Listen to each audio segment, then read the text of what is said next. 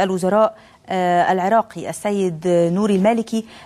أصدر بيان منذ قليل أعلن فيه أنه نؤيد إجراءات الحكومة المصرية بفرض سيادة القانون، ندعو للحوار ونبذ العنف. أيضا في البيان قال نراقب بقلق بالغ التطورات الأمنية الجارية في جمهورية مصر العربية الشقيقة، والتي راح ضحيتها العديد من القتلى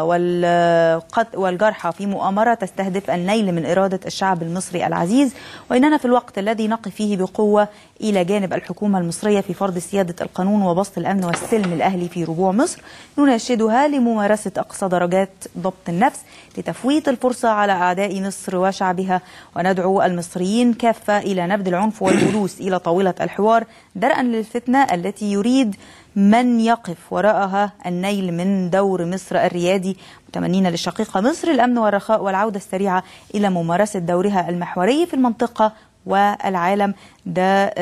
رئيس الوزراء العراقي نوري المالكي في بيانه اللي صدر النهارده. تعليق حضرتك إيه على هذا البيان؟